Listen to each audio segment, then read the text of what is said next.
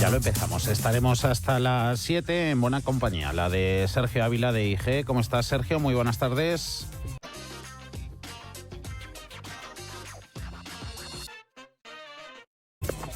Hola, ¿qué tal? Muy buenas tardes. Y Juan Carlos Costa, de Costarov.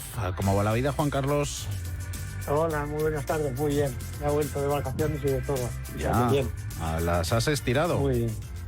Sí, bueno. ¿Te fuiste más tarde? Hemos tenido la Feria de Albacete que es fuerte, importante. Sí. Con lo cual, unos días más de vacaciones. Nos alegramos de tenerte por aquí de vuelta. Bueno, que estamos en capilla, en vísperas de la decisión del Comité de Mercados Abiertos de la Reserva Federal y con caídas. Mañana lo cotizarán mercados americanos, que les pillará esa decisión abiertos. Las europeas no será hasta el jueves. Sigue empeorando la situación y el entorno de cara a todos esos movimientos de endurecimiento monetario. Sergio.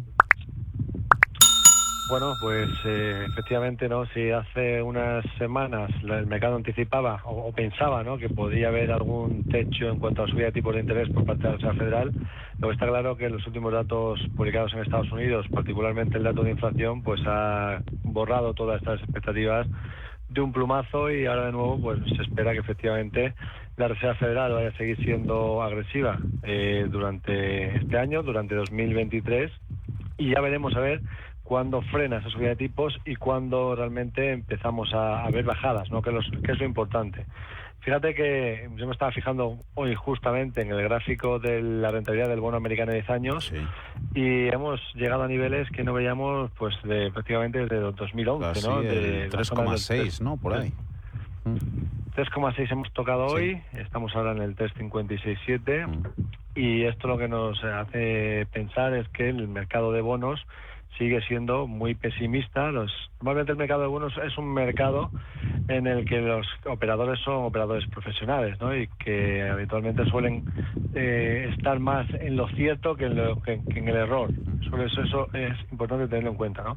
Y entonces pues están anticipando que efectivamente las posibilidades de que los tipos de interés sigan aumentando de manera agresiva pues son cada vez mayores, ¿no? Y además, fijaros que al romper, hemos roto recientemente la zona del 3,5%, y esto a nivel técnico, si planteásemos como una posible proyección futura, podríamos plantear que tenemos un tercer impulso alcista activado en rentabilidades que no tendría por qué cumplirse, ¿no? Pero de cumplirse estaremos hablando de un potencial de rentabilidad en el bono americano de 10 años en el 4,80%, lo cual significaría que efectivamente el mercado puede anticipar que va a haber subidas de tipos agresivas durante más tiempo, que la inflación va a ser más difícil de controlar de lo que inicialmente se podría esperar, y bueno, si estamos en un entorno en el que los tipos de interés de la rentabilidad de los bonos siguen en aumento, pues los bonos empiezan a ser realmente un sustitutivo importante frente a la renta variable, ¿no? Porque al final, si obtiene una rentabilidad elevada con menos riesgo,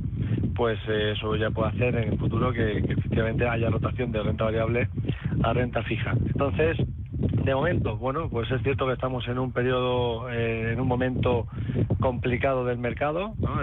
Estamos este año, llevamos todo el año en tendencia bajista, pero sí que es cierto que hemos tenido rangos de laterales amplios, y bueno, recientemente el S&P 500 perdió la zona de los 3.888, que era el nivel por donde pasaba la directriz que mide los mínimos crecientes desde el 16 de junio, y ahora estamos por debajo, con lo cual lo más normal sería pensar predisposición que pueda seguir siendo bajista, aunque evidentemente hay que tener en cuenta que tenemos a la Reserva Federal y que veremos a ver cómo se lo toma el mercado, ¿no? Porque sí que es cierto que al principio de la mañana hoy el mercado parecía que subía ante la idea de que iba a subir la FED 75 puntos básicos y que eso pudiera calmar el mercado, aunque bueno, no hay que olvidar que el riesgo, aunque cada vez es menor, el mercado descuenta con una probabilidad solamente el 16% hoy, que puedan subir 100 puntos básicos. Pero yo creo que ya no es lo importante que suban 75, sino qué va a pasar en las siguientes reuniones, que cómo van a ser de agresivos, y sobre todo cuáles van a ser las perspectivas de crecimiento que las tienen que reducir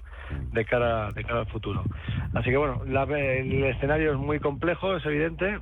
Ahora mismo La amplitud de mercado dice que de momento habría que seguir estando cubierto en posiciones cubiertas, y mientras que no cambie eso, pues ese sería mi escenario principal. Sí, lo que está puesto en precio, esos 75 puntos básicos mañana, otra subida de la misma cuantía en el encuentro de noviembre, 50 puntos básicos ya para diciembre, y esas bajadas que serían ya para 2024. Hoy, Juan Carlos, con Suecia subiendo 100 puntos básicos, ¿se puede ajustar esto a una narrativa de que los bancos centrales dudan si es suficiente lo que están haciendo? ¿Eres amigo de eso de sin dolor sí, parece que no hay beneficio, que es la tesis? Sí.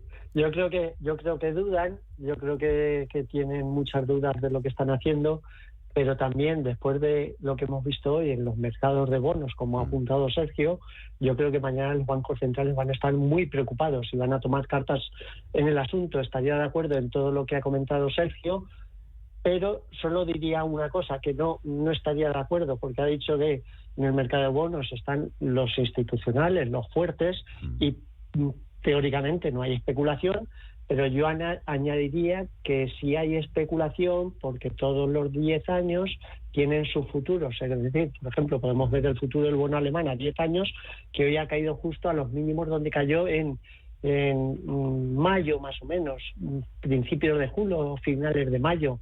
Es decir, en los futuros sí que hay una especulación voraz. Con lo cual hay veces que durante el día, durante 2-3 días, esos tipos se pueden pasar un poquito del tope donde se pone la gente nerviosa, pero a continuación vuelvan otra vez a la senda. Es decir, yo creo que podríamos estar viendo en el mercado de bonos de momento lo peor, y con ello pues debería dar una tranquilidad a la renta variable. Con eso quiere decir que que hoy ha sido el día complicado, los niveles que han vuelto a caer, el Nasdaq, el Dow Jones, el S&P 500, sobre todo, los mercados que más siguen, han vuelto a hacer mínimos hoy y ayer y el viernes, estos últimos 3 días, en zonas importantes, muy importantes de soportes, a lo que añadiría también que en el mercado americano, en el Dow Jones, lo que es en gráficos diarios, se estarían produciendo posibles divergencias alcistas en el corto plazo. Eso querría decir que si no baja de la zona de 30.500, tope 29.500, debería tener una recuperación. Igual para el Nasdaq, si no pierde la zona 11.700, está en 11.900 ahora, 12.000, recuperando los 12.000, bajo mi punto de vista debería tener una recuperación técnica hacia la zona 13.000, 13.200, y ojo, seguiría estando mal el tema, pero hay que acordarse que está mal cuando bajamos, pero más cuando subimos, y ahora hemos bajado, con lo cual momentos para especuladores cortoplacistas en el lado alcista. S&P 500 3.870 menos 0,77%. ¿Se puede complicar algo la cosa, Juan Carlos, si se pierden mínimos de ayer? Hombre, por supuesto, pero yo le daría 3.820, 3.830, hablando de S&P contado. O sea, yo por debajo de ese nivel sí que me preocuparía. En principio no está por debajo, 3.870, son márgenes de 40, 50 puntos, 1,5, 2%, con lo cual por eso digo que los especuladores ahora tienen un stop muy corto. O sea, que si el mercado rompe esos niveles, tú asumes pérdidas, pero hay que tomar, o sea, ahora mismo hay que tomar posiciones alcistas, porque lo que no puedes decir es decir, no voy a comprar ahora un S&P en 3.860, 3.870, y se va a 4.100, en 4.100 sí, porque dice, no, ahora está bien. No, la situación va a seguir estando jodida, y lo que tiene que tener en cuenta los inversores, los especuladores, es que llevamos ya muchos meses donde las subidas son en escalerilla y las bajadas en ascensor. Entonces, cuando baje en ascensor y haya un stop cercano, que la gente se arriesgue. Y que la gente nos llame al 91 533 18 51 609 2247 16. Sergio, vamos a empezar echando un vistazo a las que más han caído en IBEX. SACIR, menos 7%, 2,17 €. Colonial y Merlin Properties, más de un 4%. Se habla mucho de la sensibilidad, ¿no?, de todo tipo de empresas a los movimientos de subidas en los tipos de interés. José, centrándonos en SACIR, dice que ha visto que las acciones estaban cayendo hoy con fuerza, cuando nos ha escrito en torno al 6%, y me gustaría saber si es buen momento para comprar. SACIR tiene también negocio de obra pública, también inmobiliario. No sé si estos castigos que estamos viendo tienen algo que ver con las subidas en los tipos de interés. Bueno, pues justamente, ¿no? Esa idea de que las subidas de tipos de interés puedan ser más agresivas puede afectar al sector de la construcción y también al sector inmobiliario. Es lo que parece que el mercado está descontando hoy con claridad. Fíjate que SACIR lleva cotizando en un rango lateral de corto plazo entre los 2,15 y los 2,382, pues ya desde el pasado 30 de junio. Sin embargo, para mí me parece más que esto lo que tenemos es una distribución más que una acumulación. Si nos fijamos en gráfico semanal, pues estamos por debajo de la media ponderada de 30 semanas, que es un indicador que nos da la primera visión, ¿no?, de si hay que estar a medio y largo plazo dentro del valor. Está por debajo, con lo cual pues eso dice que hay que ser un poco precavido, y la clave estaría en que no perdiese los 2,15. Si los pierde los 2,15, pues entonces sí que podríamos tener un tramo adicional de caída, con lo cual yo aquí, si no estuviese dentro, pues no entraría ahora de momento, y si estuviese dentro, bueno, pues me fijaría en que no perdiese los 2,15 a precios de cierre diario. Eso sería lo que me daría una señal de pensar en más bien materializar ganancias si las tuviera, que plantearme entradas de nuevo. Eso en cuanto a SACIR. Luego, en cuanto a Colonial, me he hecho un vistazo 5,42 ha terminado, menos 4,5% abajo. Bueno, Colonial lleva cayendo ya con claridad. Fíjate que hizo máximos en agosto de 2021. A partir de ahí empezó a perder mínimos. La primera zona de mínimos relevante que perdió fue los 8,16. Las perdió justamente el 18 de noviembre, habiendo dejado también un rango lateral, ¿no?, de distribución. Y a partir de aquí pues no ha hecho nada más que caer. Está en tendencia bajista, clara, y por tanto, bueno, ha perdido también el soporte más relevante que tenía. Lo está perdiendo justamente hoy en los 5,58, que es del 28 de octubre de 2020. Y por lo tanto, bueno, aquí, para plantearse la entrada en un valor que está en tendencia bajista, lo primero que habría que hacer es esperar a que se genere un suelo, ¿no?, o alguna figura de cambio de tendencia. Está por debajo de todas las medias, está perdiendo soportes, tiene realmente mala pinta a largo plazo, y también, si nos fijamos en semanal, estamos en mínimos anuales, y esto, bueno, pues lo que nos dice es que realmente pueden seguir viniendo curvas, ¿no?, y que por tanto es un cuchillo que está cayendo de momento, y que hasta que no se frene la caída y veamos que se genera un suelo, pues mejor no cogerlo, ¿no? Y por otro lado, Merlin Properties, que era la siguiente, bueno, pues Merlin Properties lo ha hecho mucho mejor que Colonial, pero es cierto que ahora, en los últimos días, pues justamente desde el 15 de agosto, que tocó techos en un nivel que ya había tocado el techo con anterioridad, el 21 de abril de 2022 de este año, en los 10,10. Bueno, pues ahora está acercándose al soporte de los 8,41. Importante que no pierda ese nivel, porque si perdiese ese nivel nos activaría una figura de doble techo, avisándonos de que podríamos tener una proyección de caídas adicionales hacia la zona, lo vamos a plantear yo la proyección, hacia la zona de los 6,73, con lo cual podríamos tener todavía una caída adicional relevante. Es cierto que todavía no ha activado esa figura, que tendría que perder los 8,41, pero la velocidad de la caída del día de hoy, con los indicadores girándose a la baja, hacen pensar que lo más probable es que efectivamente termine por perder dicho nivel, ¿no? Nos estamos acercando también a mínimos anuales, perdiendo la media de 30 semanas, que es muy relevante, y por tanto, bueno, pues aquí sería más también para hacer caja que para entrar. Hablando de proyecciones, y a ver si puede haber porcentajes también adicionales de caídas. En otro de los valores más castigados últimamente, hoy lo ha sido también, Celnex, Juan Carlos, menos 4,10, 33,25 desde Madrid. María, análisis por favor de las acciones de Celnex, donde tengo una posición bajista desde los 34,70. Que me den por favor stop de pérdidas y hasta dónde puede llegar la bajada. María.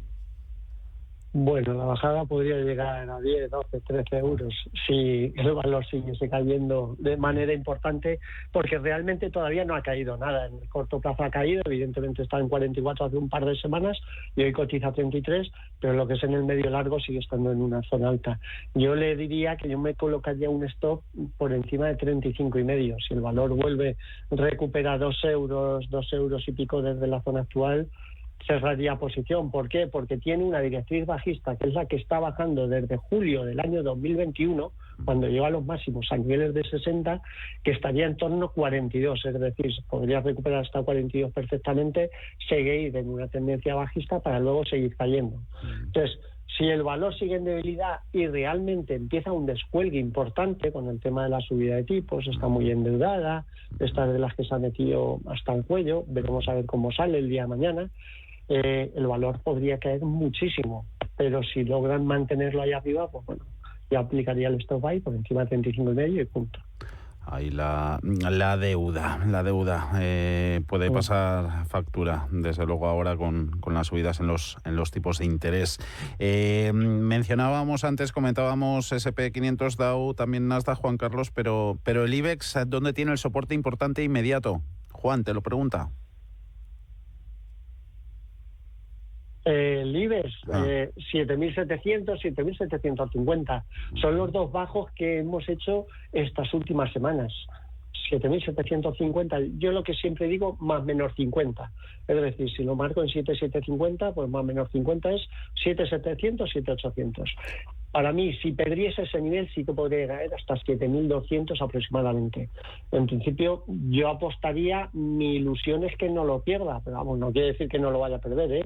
Es hablar por hablar, porque aquí es verdad que no he visto divergencia diaria, no he visto divergencias semanales, por lo cual habría que esperar a ver si perdiese esa referencia. Pero de momento el soporte ahí, 100 puntillos, 150 puntillos por debajo de la zona actual. Hemos visto esa posición bajista en Celnex, la de María, desde Madrid, se comunicaba con nosotros. Seguimos en la Comunidad de Madrid, en Leganés. Carlos, Sergio, parece que en Agas se está parando en 17 euros. ¿Podría ser un buen sitio de entrada para largos? Vamos allá. Bueno, en Agas, hoy lo tenemos en 17, efectivamente. Rebotó desde ahí los 2 últimos días, pero hoy está perdiendo en una única sesión prácticamente toda la ganancia de los 2 días anteriores, con lo cual, no parece que tenga mucho interés, ¿no?, en frenarse de momento, claramente. Es cierto que algunos indicadores han girado al alza, como es el momentum, pero no es suficiente. Y pues al menos tendríamos que ver que empieza a generar sucesión de máximos y mínimos crecientes. Yo creo que muchas veces es preferible eso, aunque estemos un poquitín más tarde, pero con una confirmación. ¿Cuándo nos confirmaría? En el muy corto plazo, como mínimo, que pueda empezar a mejorar algo, si rompe los 17.43. Mientras que no rompa los 17.43, tendencia bajista clara en el corto plazo. Además, podemos decir incluso que tenemos un posible objetivo por segundo impulso bajista hasta los 16.78, que lo tendría todavía pendiente, que no lo ha cumplido. Por tanto, lo más probable es que siga goteando a la baja. Desde que hiciese máximos un doble techo pequeñito, ¿no?, en la zona de los 21.08, a partir de ahí se deterioró. Y luego se deterioró mayormente cuando perdió los 19,16, que fue perder las medias de largo y medio plazo y perder soporte previo, ¿no? Entonces, a partir de aquí la cosa se ha complicado y es cierto que tenemos un soporte cerca en la zona de los 16,86, que es el mínimo del 24 de febrero. Si se está dentro, se podría ver a ver si es capaz de aguantar ese soporte y ver algún rebote que le permita salir a mejores precios. Pero si pierde ese nivel, ya entraríamos en una situación complicada. Estamos en mínimos anuales y con posibilidades de ver más presión bajista. A ver qué nos comenta Luis. Le saludamos. Buenas tardes, ¿cómo está? Hola, buenas tardes. Vamos a ver, quería preguntarle a los analistas, tengo acciones de ACS y de Iberdrola, y me gustaría a ver si era momento de entrar en alguna de ellas. Las dos voy perdiendo algo, pero al estar tan abajo no sé si sería conveniente o habría que esperar. Y nada, pues agradecerle su atención y buenas tardes. Igualmente, Luis, buenas tardes. ACS y Iberdrola, Juan Carlos, en cartera, ambas. Hombre, ¿Se podría acumular un poquito más o no? Sí, yo le diría alguna cosa a este oyente. Yo no acumularía y sí que me pensaría venderlas. Porque este oyente dice que están muy abajo. Si uno mira con perspectiva y mira dónde han estado en los altos de estas últimas semanas, tanto ACS como Iberdrola prácticamente está muy cerca de los máximos históricos. O sea, porque está en un 10-15% de los máximos históricos cuando tiene una subida espectacular, para mí eso está prácticamente al lado. Con lo cual, yo desde luego, bajo ningún concepto, acumularía. Y lo que sí me plantearía sería lo contrario, vender las que tengo a pesar de las pérdidas. ¿Por qué? Porque estamos viendo que hay muchos sectores, muchos valores, los índices incluso, que han caído 20, 25, 30%. Estamos viendo los mínimos del 2022, algunos casos los mínimos de COVID. Y estos valores están arriba todavía, porque ACS, les recuerdo que en el COVID llegó a bajar a 10, 12 euros. Está en 22, 23. Y la Iberdrola, pues bueno, 3/4 lo mismo. Llegó a bajar a 6 y pico, 7 euros y de momento está en 10 y medio. Y tiene los máximos históricos ahí en 11 y pico. Con lo cual, yo me plantearía, pero todo lo contrario que ha hecho. A ver, varias propuestas, Sergio, de Soltec. Te la uno con consultas que tenemos también sobre Solaria. Me interesa la opinión del experto sobre Soltec, esa es una. Y luego otro oyente, Alberto, desde A Coruña, dice que tiene Solaria y Soltec. ¿Cómo las ven? Soportes y resistencias. Tiempo tenemos. Venga, 2 minutos antes de hacer una pausa. Pues mira, Soltec, fíjate que lo estaba intentando mejorar bastante, ¿no? Había dejado una divergencia alcista al romper la zona de los 4,72. Parecía que generaba un primer impulso alcista al superar la zona de los 5,75. Sin embargo, el mismo día que superó los 5,75 en intraday no fue capaz de cerrar por encima, que era la señal clave, ¿no?, para pensar en un segundo alcista de corto plazo, y nos dejó una vela de vuelta relevante.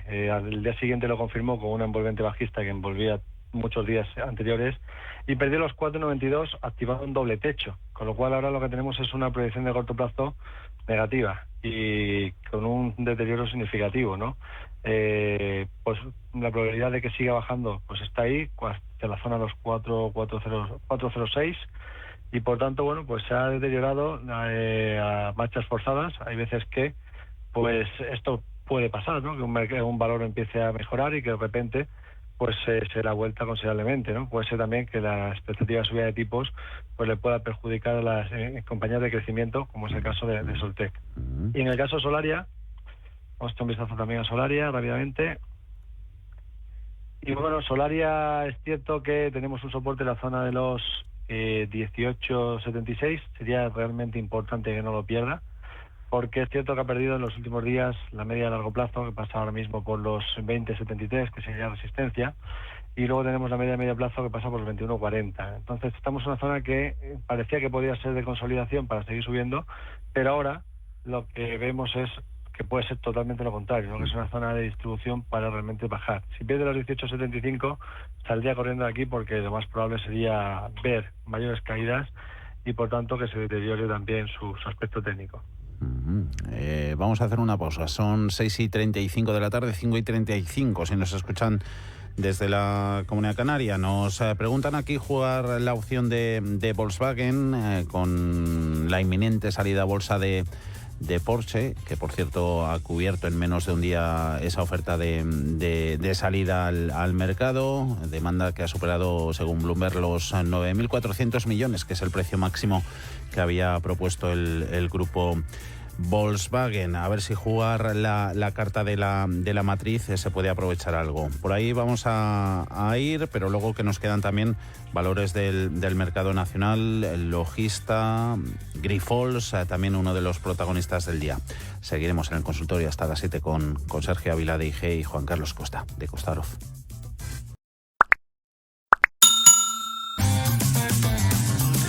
Reserva Federal de Atlanta es la encargada de actualizar los modelos de previsiones, se le da la econometría, actualiza sus estimaciones de crecimiento para el PIB de Estados Unidos para el tercer trimestre, saca un poquito la tijera, estimaba hasta hoy un crecimiento de 5 décimas, lo recorta hasta el 0,3%, eso después de conocer hoy las referencias, sobre todo en el mercado inmobiliario de Estados Unidos. Estamos en el consultorio, nos acompañan Sergio Ávila de IG y Juan Carlos Costa de Costaroff. Vamos a ir terminando con valores del mercado nacional antes de entrar con Porsche y Volkswagen. Juan Carlos, Grifols, tenemos un par de ellas. Mi pregunta es sobre Grifols y Fluidra. Fluidra la aparcamos de momento. ¿Cuál de estos valores le gusta más en este momento para entrar?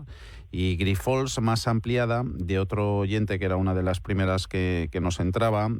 ¿Cómo verían una entrada en Grifols buscando un rebote? Hoy la compañía ha sido protagonista en bolsa, finalmente se han notado esas subidas prácticamente entre los mejores valores. Ha obtenido ese permiso, ya lo comentamos, para vender sus test de Alzheimer en Europa.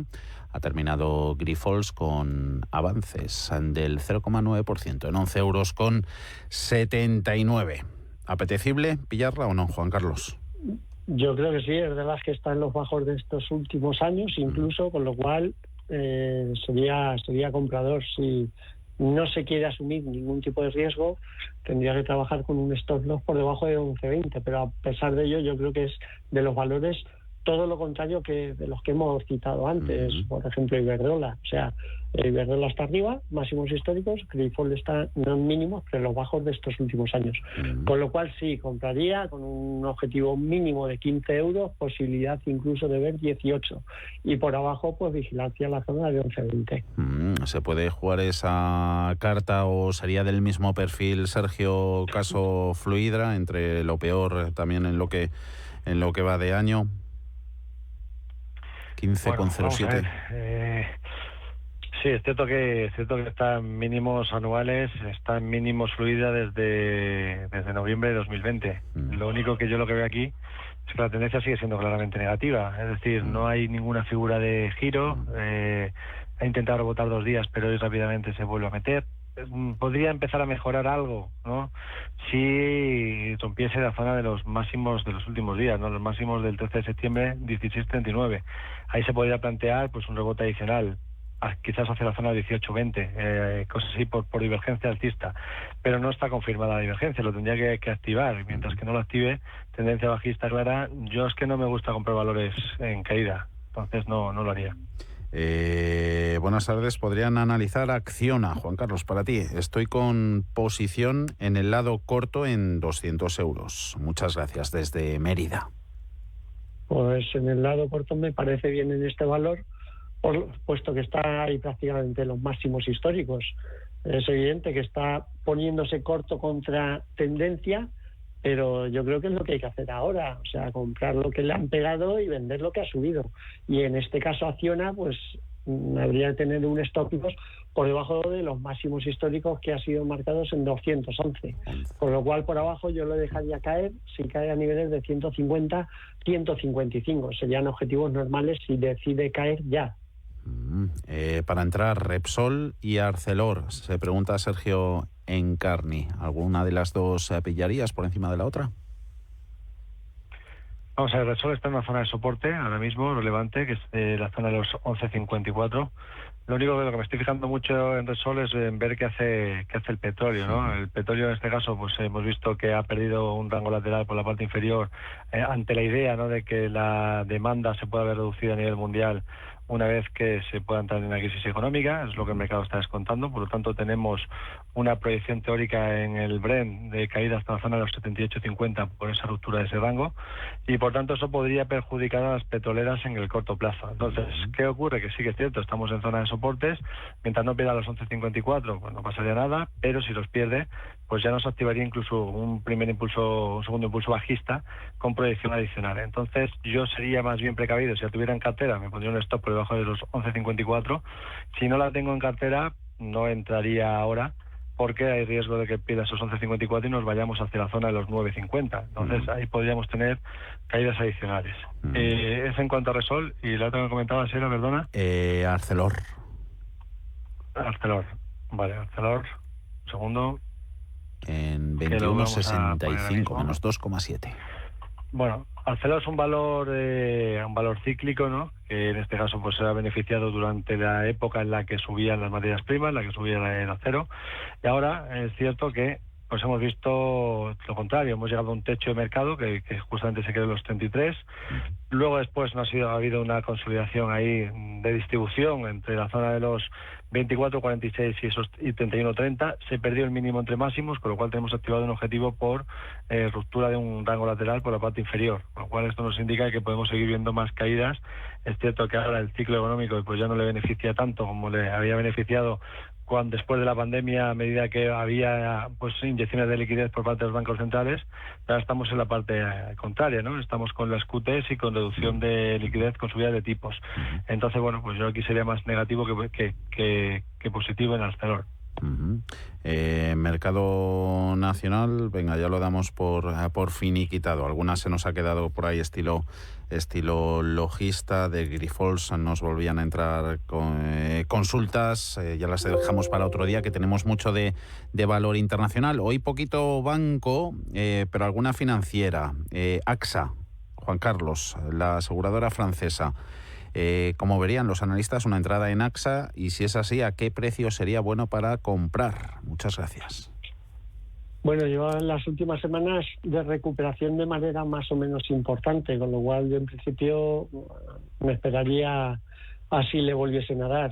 Por debajo, si cayese a niveles de 22-23, sí me plantearía una compra. Hoy ya queda sobre 25, superando la zona de 26, es verdad que podría entrar en una nueva subida hasta la zona de 29-30. Con lo cual yo ahora mismo esperaría o supera 26 o baja a niveles de 22,5. Y en mercado americano, ¿cómo verían una entrada en Colgate? CL es el código, Sergio. La estaba yo aquí buscando. 75,25. Bueno, Colgate-Palmolive, valor que realmente lleva, pues fíjate, llevamos desde agosto de 2020 en un rango lateral clarísimo. Esto pues está siendo bastante aburrido, ¿no? Porque, bueno, a pesar de que tiene volatilidad y para aquel que está haciendo trading, pues bueno, pues puede plantear comprar la zona de 72 y vender la zona de 83, 84, que es por donde están llegando en todos los movimientos de rebote. Pero ahora mismo pues estamos en un rango lateral, no hay una tendencia clara definida en el valor y por tanto, bueno, pues como digo, es más para hacer trading. Pero si queremos hacer trading, como ahora mismo estamos cayendo hacia la parte de abajo, pues vamos a esperarnos al menos a que llegue a la zona de 72. Si llega a la zona de 72 y volvemos a ver rebote, o 72, incluso un poquito más arriba, 72,80, cosas así, y vemos que empieza a intentar girar, a ver algún giro, otra vez de corto plazo, pues ahí se podría ajustar el stop claramente por debajo de los mínimos del rango lateral. Pero de momento pues estamos en fase correctiva. Vamos a esperar a ver qué pasa. Y a mí tampoco me gusta, no es un valor que me guste especialmente. Me gusta más coger valores en tendencia que, bueno, pues que rompen un máximo, nos corrigen, nos dejan una oportunidad en pullback y subirnos a una tendencia que pueda darnos una rentabilidad mayor. Esa sería la forma en la que me gusta más analizar el mercado. Pero bueno, en este caso, como decimos, rango lateral y también se puede hacer trading en rango. Vamos a analizar nos quedan todavía unos minutos, esa OPV de Porsche. No se veía una operación así en 10 años en Europa, el mercado, un poquito el de estrenos en el parque un poquito seco. Furor, el que hay entre los inversores, ese precio al que vende Volkswagen, acciones a un precio de entre 76,50 y 82,50, que aspiraba a ingresar pues poco menos de 9.400 millones de euros. Pero las jugadas que nos plantean los oyentes es de adquirir la matriz, adquirir Volkswagen. Para entrar, ¿sería una buena jugada, Juan Carlos? Bueno, pues sería una buena jugada pensando en esa posible revalorización inmediata que tenga Porsche en la salida. Con lo cual, en principio sí, pero en cualquier escenario yo lo que sí le recomendaría es que si baja por debajo de los 140 euros, 139, 140, yo liquidaría posición. Es verdad que para ser más fiable tendría que romper la tendencia bajista, sería superar la zona 156, por encima de 156 podría estar de vuelta con objetivos 200, 200 y pico. Operación que pero está... siempre con el stop por debajo de 139, 140, haga lo que haga por sí. Cuidado. Operación que estaba abierta a minoristas de varios países europeos, entre ellos España. ¿Sería bueno acudir o no, Sergio? Bueno. A ver. Dices acudir a Porsche, directamente, sí. Bueno, la verdad es que bueno, está bastante, es una situación bastante complicada, ¿no? Teniendo en cuenta la situación en la que nos encontramos ahora mismo. Yo creo que bueno, la oferta no es mala. Si estamos hablando de precios superiores a los actuales, en un entorno en el que el sector automovilístico pues bueno, pues ha tenido recomendaciones negativas recientes, ¿no?, de muchas casas de análisis, y que las perspectivas futuras de consumo pues se puedan ver reducidas por una crisis económica que penalice, ¿no?, la venta de nuevos vehículos. Bueno, pues quizás se puede salir, hacer caja y esperar a que amaine el tiempo, el temporal, y buscar oportunidades más adelante. No me parece mala idea tampoco. Mercado francés, cambiamos de sector, de industria. Se nos quedaban la semana pasada varias del sector lujo y hoy han sido de las mejores. Este martes nos preguntan por Kering en concreto.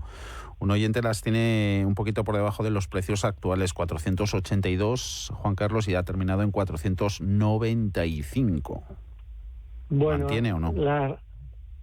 Yo me plantearía liquidar, porque viene recuperando desde 430 a 440, es verdad que viene cayendo de 800, pero estas empresas que llegan hacia una dirección bajista y no pueden superarla, luego viene otro latigazo a la baja.